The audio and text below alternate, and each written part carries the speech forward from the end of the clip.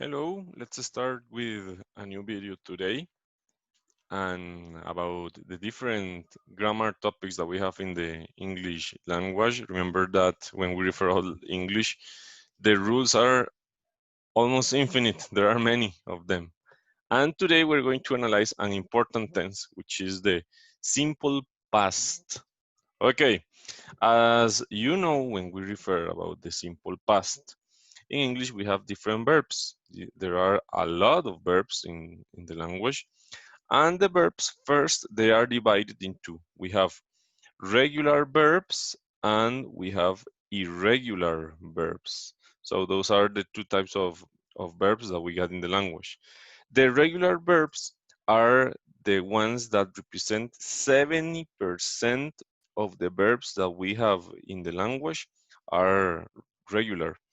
Irregular verbs represent 30% of the verbs. So the irregular verbs are the ones that change with that they don't have a specific these verbs don't have a specific rule.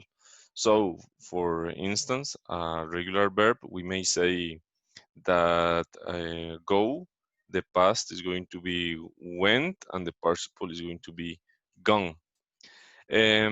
In the other hand, the regular verbs that represent 70% are the ones that, for instance, walk. I just add ed, walked, and the past participle is the same, walked. So those are the ones that we have in the language. These are the most common verbs: walk, wash, another one, play, etc. Many verbs that we use every day are belong to this area. On the other hand, these are the ones that are very common with quizzes. These are the ones that we usually have in vocabulary lists of verbs, and that's why for these ones there's not a rule. There isn't a rule, so we need just to memorize them by heart. Okay, so being said this, remember that the simple past is going to be the second one. Okay, not the third one, because the third one is for the past participle that is used for other tense that we call present perfect. So as I said, in this case, we are going to use went. This is the important aspect that we have with the simple past. Let's take a look to the rules, the grammar rules, that is our most important topic. A verb like, in this case, I have a verb like play. Take a look that in the affirmative sentence, if I said yo jugué, tú jugaste, él jugó, ella jugó, él jugó, etc., nosotros jugamos, etc., we only have the subject and the verb in past, no special person. So we don't need to worry here about the conjugation, about he, she, it, one conjugation, etc. No, we use the same verb with all of them. We, he, she, it, we, you, they, and I. Okay, perfect. Now, if I go to the negative statement in a sentence like yo no jugué, tú no jugaste, él no jugó, take a look how interesting this thing gets. Because in this case, we use did not and the verb in the base form. Esto es lo que hace el pasado especial, porque vean que solo usamos did not. En la negación, nada más uso did not y el verbo no lo ocupo en pasado. El verbo solo se usa en pasado en afirmativa. Veamos que el verbo está en pasado. En la negativa, el verbo se usa en presente y en la interrogativa también. Cada vez que yo tenga el did presente en la oración, automáticamente el verbo se transforma en la forma base. So, that's the rule.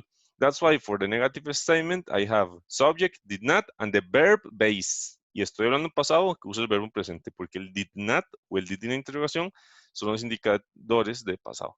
So, in this case, I did not play, you did not play, tú no jugaste, él no jugó, he did not play, ella no jugó, she did not play, etc.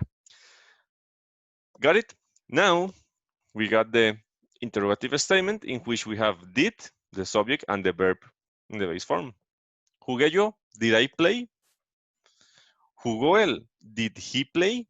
So, the interesting part is that the verbs in past in English are just used in the affirmative.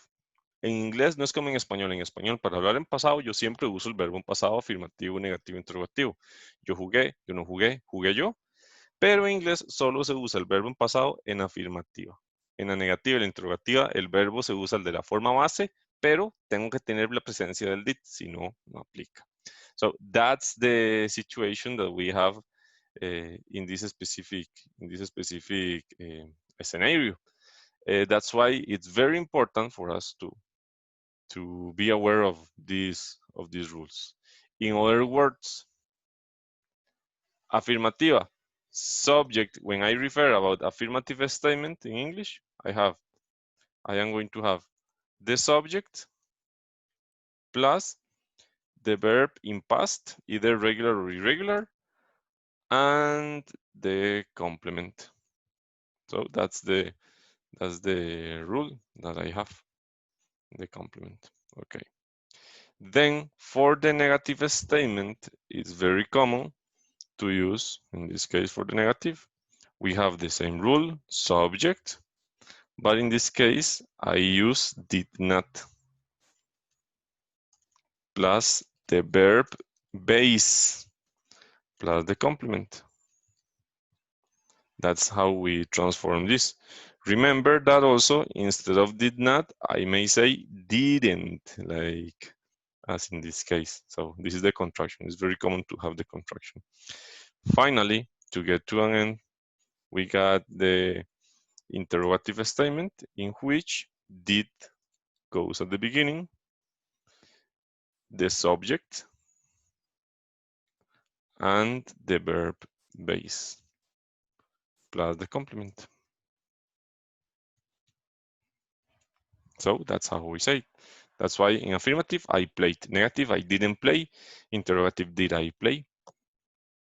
Remember that as well, there are some important words in here. These are keywords, the complements. For the complements in this specific topic, we may use some expressions as yesterday.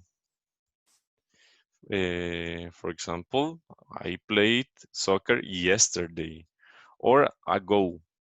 Ago is very interesting because ago means hace. So if I want to translate a sentence like hace 2 años, okay, it's translated 2 years ago. En otras palabras, el ago va al final, en español va al principio, en inglés va al final. Also, another keyword is last. Last month, last week, last year. Those are very common complements that we have with this specific topic. Just be aware of them in case that we talk about complements. So remember now, memorize the verbs, and the verbs are only used on affirmative. Negative and interrogative, no, we don't use the verb in the past there because we use the auxiliary did. In the interrogative, did at the beginning, subject and the verb, and the negative, subject didn't and the verb base. So I hope that this video was beneficial for your learning process, and if you have doubts, let me know.